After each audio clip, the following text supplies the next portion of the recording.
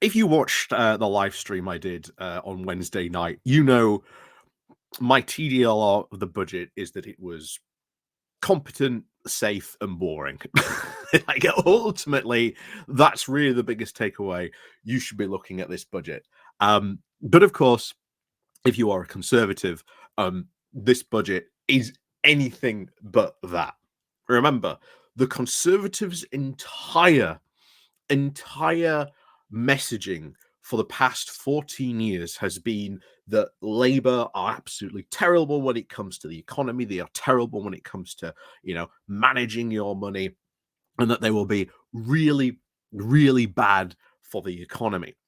Meanwhile, of course, we now have a Labour government. They've got a very sort of sizable majority. They've just done their budget. The markets have reacted overly quite positively in many ways to the budget. And if you want a perfect example of like a non-partisan organization, British Chamber of Commerce have pretty much said, yeah, it was fine. That's how most, should we say, sane and sensible organizations have really responded to the budget. It's fine. There were no major problems. There were no major surprises. There were no magic rabbits being pulled out of the hat.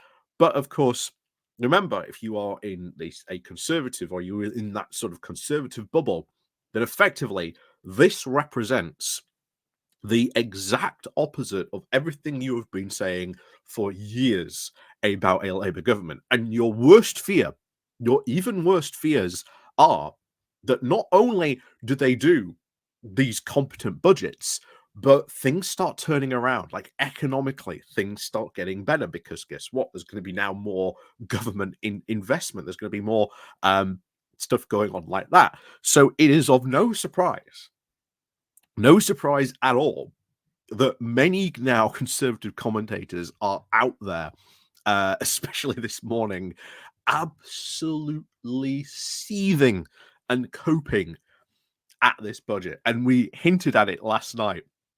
Of course, Will Atkinson's piece, which we're going to be going over today, absolutely going full copium.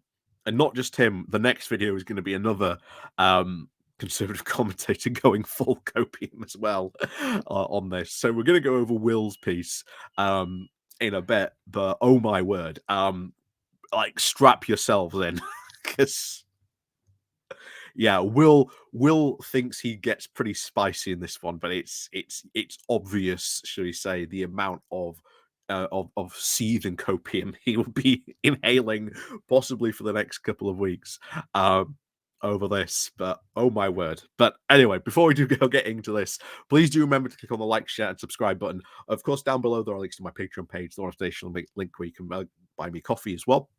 There's the YouTube thank you button, and of course, there's a Pony Club down below as well. So thank you very much to everyone who does help and support the channel that way. Like I say, click on the like, click on the share button as well. If you're new, hit the subscribe button as well. Welcome to the channel. Like I say, thank you to everyone who does support the channel. So let's crack on then into this, going over to, once again, Conservative Home with the title, The Budget. A great reminder. This title blows my mind. A great reminder that even the worst Conservative government is better than a Labour one. Which worst Conservative government are we talking about? Are we talking about Boris Johnson, Theresa May, Liz Truss, Rishi Sunak? Pick your choice there, guys. Or are we going to go all the way back to the Cameron days? With George Osborne delivering the budget. Are we going to talk about that? And methinks Will might not. So, and he starts off straight away. What an inspiring moment. After Rachel Reeves' dispatch box performance, every little girl in Britain can grow up knowing that she too can one day break her manifesto promises, hike taxes on working people, and hostage her political future to some very dodgy gambles on growth, public services, and living standards. And you're like, okay, Will, calm down a bit there. Like, wow. Yeah, that was very disingenuous. I think going there immediately, straight away, poisoning the well. But again, he's a conservative commentator. Of course, he's gonna heavily poison the well for this. Then he goes, "I'm sure Conway Ellen would be very proud. The rest of us can now be rightly appalled. Not, of course, at Rachel Reeves' now smidgen of history, but because this budget was, quote, proof that if any Conservative home reader ever needed it, that even the worst Conservative government is always better than a Labour one." Seriously. I can't even read that. I can't even read that with a straight face. And I don't know how Will Atkinson managed to write that and not have a chuckle trying to write that, because that is not true at all. Like, why on earth would you want a worse one? And bear in mind, we are still very early days when it comes to Labour government, But of course, you know they are all running around Chicken Little style. The sky is falling. The sky is falling. The sky is falling. And of course, as we said at the beginning, remember, Conservatives have been pretty much banging home the message for the past 14 years at every election, every opportunity they have got, that Labour are absolutely terrible and awful when it comes to the economy, budget, etc. And that they are the safe party of economic fortunes for Britain.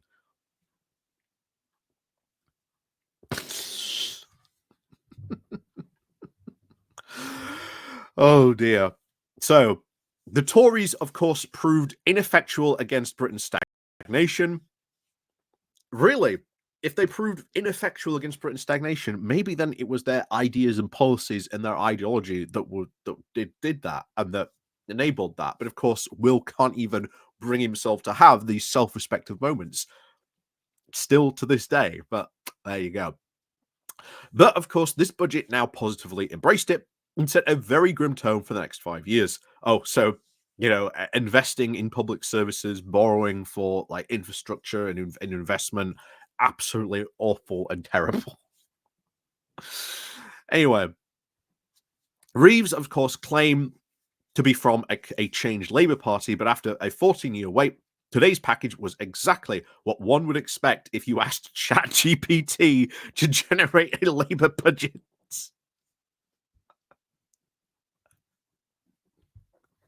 Oh, Will, you are coping. You are coping hard on this. The fiscal rules fiddling now to enable a borrowing splurge, tax hikes on employers to now prop up their union allies. Again, those tax hike on employers are not going to unions. That is a complete misnomer. That is very, very disingenuous of you right there, Will, to write that. And of course, cash shoveled now into the NHS is now gaping more, and no deep reform required. Bear in mind, you were in power for 14 years. Why then did you not reform the NHS? Why then did you not do any of these big, grand ideas that the Conservatives always talk about? But they've had 14 years in power and government, and they've never done any of that. If anything, they've actively made the UK worse than they actually took it on. So, standards are, of course, slipped enough since Stanford Crisps, or that most readers could have at least checked Steve Swinsford's Twitter now a couple of hours before Rachel Reeves got up and found out most of what she announced. On tax, her two biggest surprises came from simply not doing two things: hiking fuel duty and now extending the income threshold freeze we had come to expect her to. The Chancellor then announced, of course, tax rises would of course, rise by 40 billion. The second rise now on record. And of course, the bulk of that would come from an increase in employers' national insurance contributions from April, worth about 25 billion. Non-dom status, of course, is now set to end. That will go on to private school fees, and a lower rate of capital gain. The lower rate of capital gains tax will rise, and inheritance tax and stamp duty are squeezed. Again, a lot of money coming out of that. A lot of money going out. A lot of those things will go predominantly and are coming from a lot of the wealthier people. Inheritance tax. Bear in mind, a lot of conservatives will not admit this, but the inheritance tax, probably if not one of the oldest taxes in our country, dates all the way back to like Henry the Seventh, who brought it in, who after like the War of the Roses and all the devastation that caused, was be known to be like one of the biggest misers and penny pinchers that were out there, and he would do anything he could possibly to build his get all the money he possibly could in to the treasury. But yeah, the uh, the inheritance tax is one of the oldest and, if not one of the most important taxes we actually have in the UK. It has saved budget after budget after budget. Even the Tories will not get rid of it. Yes, they will probably lower it, but they will not get rid of it because they know just how much money comes in from that inheritance tax. So even they are not dumb enough to get rid of it. So, and like I say, they've had 14 years in power. If they wanted to get rid of the inheritance tax, and if they don't like the inheritance tax, why didn't they get rid of it? Anyway, all now this pre-briefing aimed to, of course, reassure the gods of the copybook headings.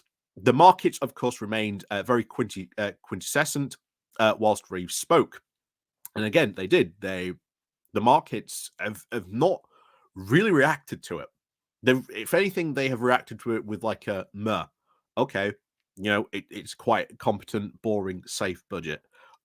Nothing major to really write home about. So the market hasn't spooked the markets, hasn't shocked them in any way. The markets have probably responded to it positively, but of course, to someone like a conservative, a positive market response would be, if there was markets going up, and some things have increased investment. That was true. Oil firms in particular, investment, and we have seen oil prices, not oil prices, oil companies in the UK actually go up on that. So, but as I write, some form of reaction now is already in progress. Labour looks to set to borrow at least 140 billion more over the Parliament than expected. Like Cozy Kutang 2 years ago, Reeves is making a few heroic assumptions about how that pays off. We knew how that paid off. That paid off almost instantaneously because the kamikaze budget was all about, we are going to borrow more, but we are going to tax less, which then came to the crunch point was, okay, if you're going to borrow all this money, how are you going to pay it back if you tax less? And their answer just came, growth. And it was just magic thinking, and the markets just went, oh no, we ain't into that magic type of thinking. And they reacted hard. Like, they reacted hard to it. We saw it instantly, straight away. But that hasn't happened this time. And trying now to pair, oh, but look, Reeves is about to pull a kamikaze budget. No, the markets reacted instantly to this. The markets so far haven't reacted that way at all. That same way at all. Anyway, Will continues. The Office of Budget Responsibility does expect that gilt yields to be at least 0.25 off a point higher because of this budget. Its opinion now overall is rather damning. I love it. The Office of Budget Responsibility, which when you look at their response to the budget, which was like, it's okay. We're not overly too shocked or anything like that. Had a pretty overall optimistic and good budget. They said, chances are there might be less growth than expected, but that depends on how a lot of these investments maybe pay out. Depends on how not insurance, inflation, of course, is going to go over the next couple of years. But we'll continue. So the national insurance hike is expected to both reduce wages and result in fewer low-paid jobs. No, it's not. Like, how is this going to reduce wages? Like, how is national insurance going up expected now to reduce wages. You can say, oh, but it eats into people's pay packet, but it's not eating into people's pay packet. It's eating into the company's packet. It's eating into the actual companies, saying, hey, if you're a large company, then we want you to pay more international insurance, not your employees. Then fewer low-paid jobs. There are actually a lot of low-paid jobs out there at the moment. We are still in, again, even though Will probably won't admit this, we are actually in a overemployment. Sorry, an under. No, I can't remember what the term is now. We are either more. There is more job applications than there are actual applicants out there at the time. I can't know what the actual technical term is. There is a technical term, but I can't remember it now. There is a full technical term for it, but we are in that. We have been like that really since 2020 because we really relied on a lot of Europeans coming over here doing those jobs. But of course, since Brexit, things have changed. And guess what? We rely on a lot of immigrant labor. This is something that the Conservatives know full well, and they did nothing about either during their term. So after, of course, the initial flurry, based on the Chancellor's now short-term spending bonanza, growth now in the second half of this parliament looks set to decline. Yeah, growth isn't everything.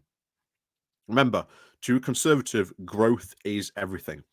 What's happening instead is that we're not going to grow, we're just going to continue on. We're going to basically continue on this line, almost sort of fluctuating a bit on flatlining. But of course, you've got to remember, to Conservatives like Will and all this free market fundamentalism, if you are not growing, if you are not constantly growing, then you are a failure. So they don't care. For example, they don't care, for example, what else is happening in the economy. As long as line go up, it's good. If line goes down, it's bad. And they don't care about anything else. Reeves, he continues, Reeves hikes will now also together take the tax share of GDP to 38.2%. That is higher than any other point for which comparable figures are at least known. Again, prior to you, of course. There you go. Reeves did, of course, plead that this was down to now the nefarious black hole.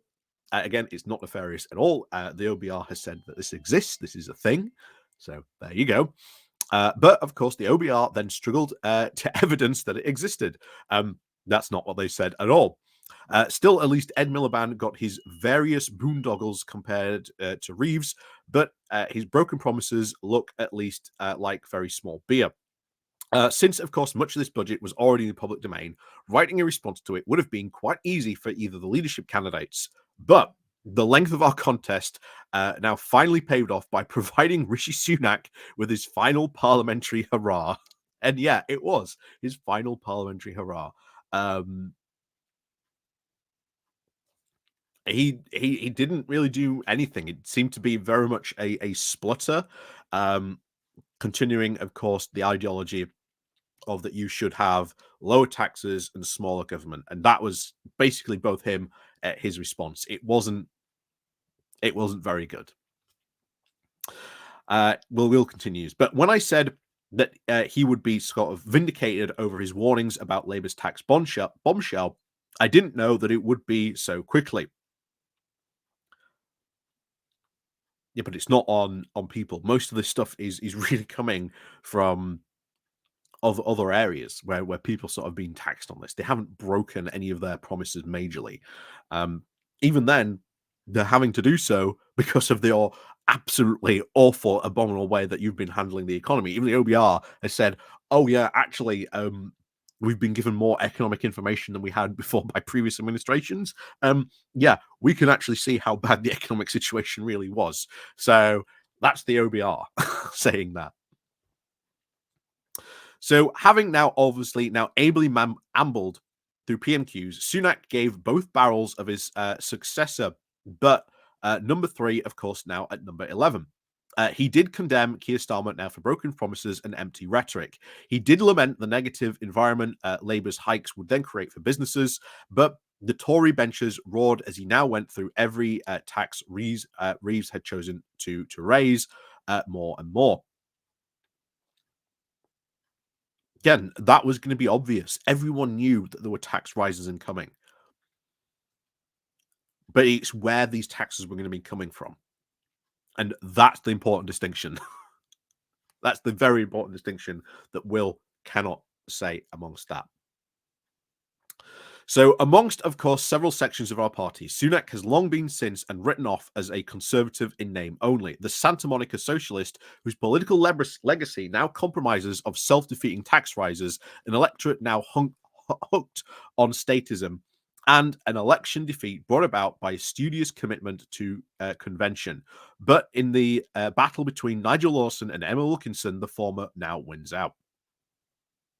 Yeah, turning around now and praising Rishi Sunak in the final moments, saying, "Oh my God, look how wonderful Rishi Sunak was," and it wouldn't surprise me. Bear in mind, it would not surprise me because we saw this with Theresa May, like her attempted rehabilitation later on.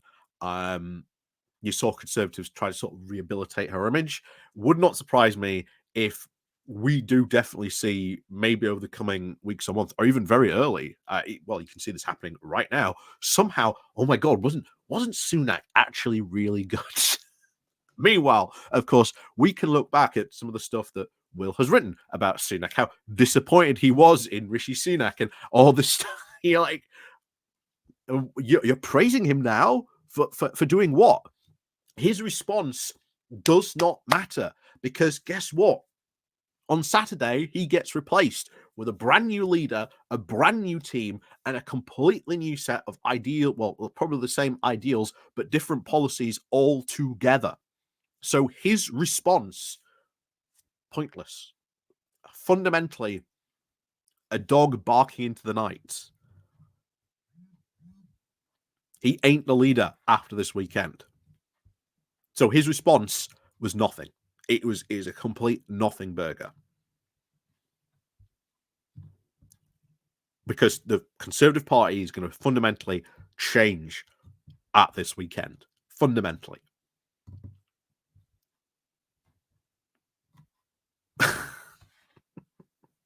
So his response, completely pointless. No matter how many Conservatives might like to say, "Oh my God, wasn't Rishi Sunak's response amazing?" It wasn't. It really wasn't. But there you go. But Will continues. So, yet, of course, even if today's packages now provides a heady opportunity for all of us of the right to say, "I told you so," that brief flip will now soon wear off. And of course, the harsh reality of 5 years of hard labor will sink in. Here's the thing, as I said at the beginning, Conservatives, of course, are terrified. What happens if we're here in 5 years and the economy is better, things are better? And bear in mind, people want big state. They want big state. They do not want to go to this small, lesser state, because Conservatives, this is where Labour will constantly have to get them over the next couple of years, just start poking away at.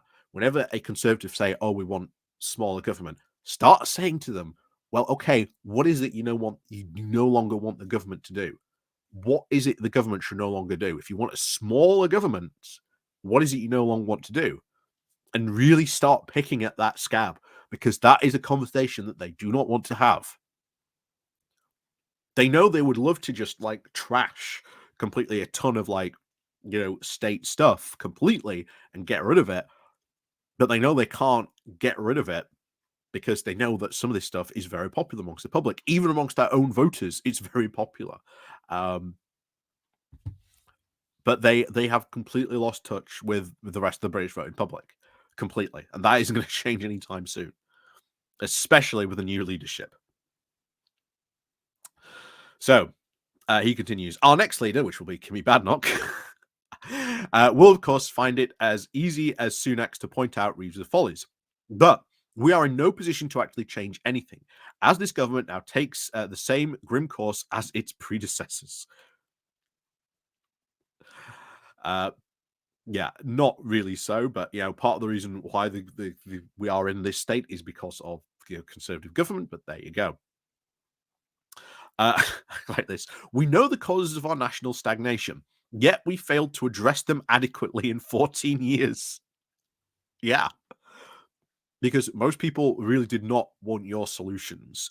Um, and national stagnation, again, this free market fundamentalist idea that if the line isn't going up, um, that is a failure. That is terrible. You are an absolute failure. You just trash your business because you've failed. Meanwhile, there are many companies that just go like that for years and do very well. But again, according to a free market fundamentalist like that, that is terrible. That is a business that should just not exist. It's a zombie company. But will they ever abandon this free market ideology? I doubt it. I very, very much doubt it. So Will continues. We cannot, of course, condemn Labour for houses or even power stations that we did not build. If we are hooked on human quantitative easing, we blaze the trail.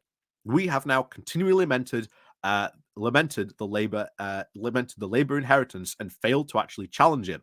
And now, given that Labour have a chance to extend it. Oh dear. Yeah, Will is definitely still coping, not only from the loss, but now even this budget. So this proves the point that we made explicitly, and Sunak made implicitly as well, at this summer's election. Vote Conservative because, as empty as our promises prove, and as incompetent as our ministers, and as underwhelming as our achievements, the other lot are even worse. Wait, if your promises are incompetent, don't amount to anything, your ministers are incompetent or underwhelming, all your achievements, why should someone vote for you just based on that idea? I'm actually glad was actually admitting something quite deep there, that you know all those promises, all that stuff that he campaigned for during the election campaign, all the stuff he wrote about why you should be voting Conservative, it was pointless because he's saying, yeah, our promises are completely empty, our ministers are completely incompetent, and anything that we did achieve was, well, very, very underwhelming indeed. But there's a lot of worse. Well, so far, Labour actually proved to be good, delivered on a lot of promises, have very competent ministers. And so far, their achievements so far actually not bad.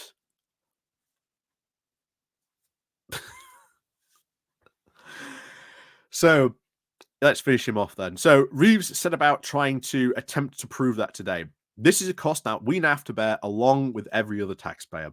Um, well, congratulations, Will. It was your side that lost, as you said there, because you're completely incompetent. You promised stuff that you didn't deliver on.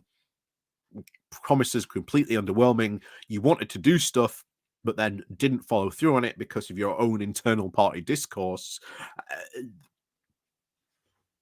Yeah, but as always, let's go on into the comments because I'm sure some of these comments are going to be good. Uh, straight away. In other words, however useless, cowardly, and mendacious they were, the others are worse. That's some triumphalist message. That is, you should make it into a bumper sticker. Someone else says, well written and thoughtfully so, at least with the opening paragraph, and a well-aimed delight. It wasn't, it was pure copium. However, it completely glosses over the fact that it was the Conservative governments which contributed and created to the problems with it and for the rest of the United Kingdom not being just economic. Also worth recalling, George Osborne's time and quantitative evening is now still with us. It just never mentioned. The Conservative Party will remain part of the problem, and their government's contributions that enabled this Labour government and their high roller approach to now fiscal management. As someone else here said, vote Conservative because as empty as our promises prove, as incompetent as our ministers, and as underwhelming as our achievement, the other lot are worse. This excuse for utter failure is the pathetically low bar that now remains for the current Tory party have arrived at. Yes, that is very true. And of course, bleating on that also 5 years before an election does not make it so. This is now an act of pure copium.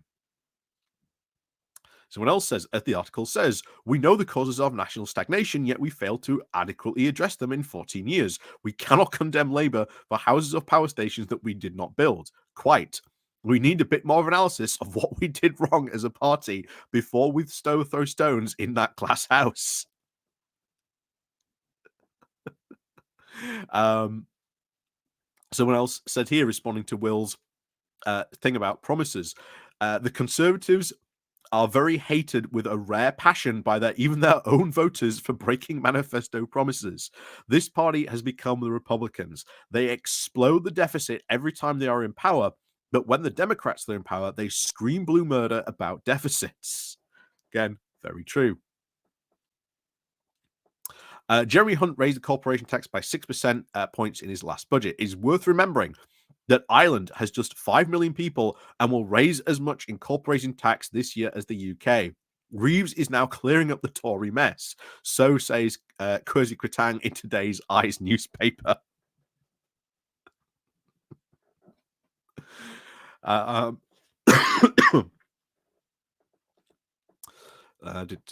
so where are we? Going to be some more good ones here.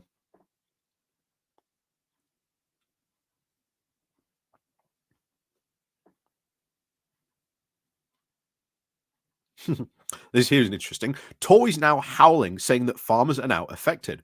But Badnock's now very stick grubby trade deal with the CTP, including New Zealand, and accepting to import their dairy products, which now undercut our farmers. The farmer raised this concern not too long ago under Sunak. Yep, that's true.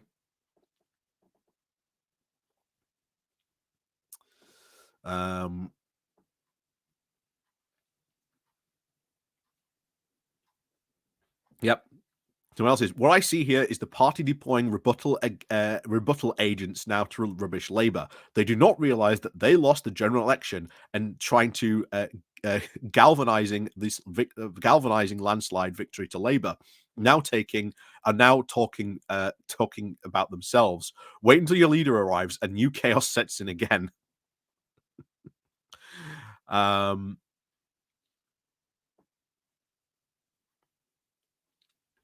Someone else here said, now those of us in the UK had a chance to sleep on it, the budget looks now more impressive than it did at first glance. It's almost if the Chancellor absolutely anticipated the attacks on her and took steps to actually neutralise them one by one. Our client media is now befuddled this morning. A very stat survey of my friends and family reveals a very mixture of release and administration and my admiration. Bravo.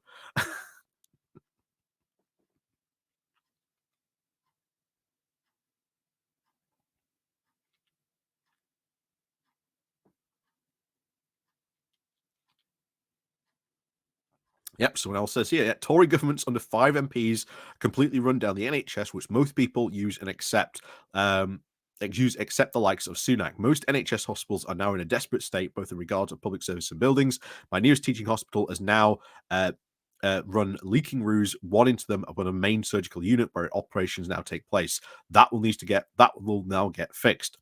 That will let alone make me vote Labour again. So many other voters who did now in the general election. Um,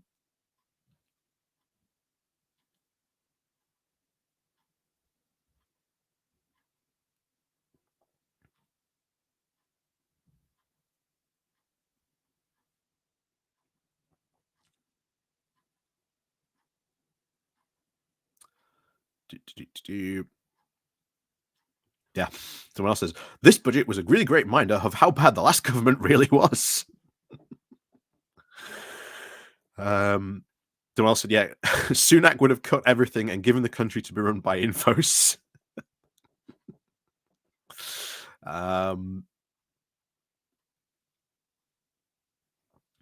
Yep, someone else says, so far we've had absolutely no economic collapse, with 0.25% increase in gilts wouldn't even register now on most people's radar. Certainly not in the same way the huge increase as their mortgages did.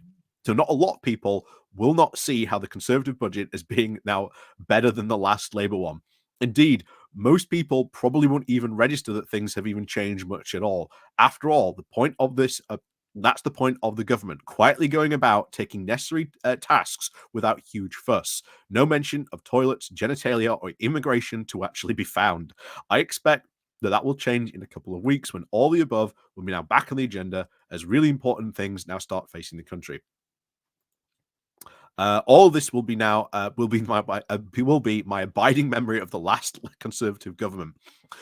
Pottering around now, stoking arguments about largely irrelevant things while sitting in an A&E that resembled what I would be imagine it looked like after a war or even a major disaster. And the government will be a government with absolutely no plan or even any desire to do anything about it. So yeah, you can see even people who read Conservative Home there are like, well, actually,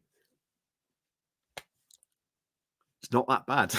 You know, as I said at the beginning, safe, competent, boring. To a point where Will was struggling really to attack the budget, really struggling there. And you can tell by the stuff he was saying. He was coping massively on that, coping so much. And now, bear in mind, the new editor came out yesterday. He wrote another piece. Well, he said, well, actually, we have to actually consider what if Reeves' gamble pays off? Like what do we do if she does all this and it pays off and it works? You know, what should we then have to start saying if all we've got to say is small state cut taxes? But Reeves's budget has gone, has said and done the other thing, and then turns out that's what people want. What do we then do as a party? Now he said that will never happen, but hey, could happen. Could happen. But yeah, ultimately, it's not bad. You know what? C plus at the most if we're doing it, on a grading scale. I'd have liked to have seen other things, included in there. Um, I think we all would have. I think we can all think of things we'd have liked to have seen in there, in the budget. That's true. But you know what? First budget, new administration, not bad. Not bad. So, as always, let me know what you think down below. But we've got another one coming up, and it's it's even more conservative copium. So, as always, thank you very much for watching, and we'll see you all next time.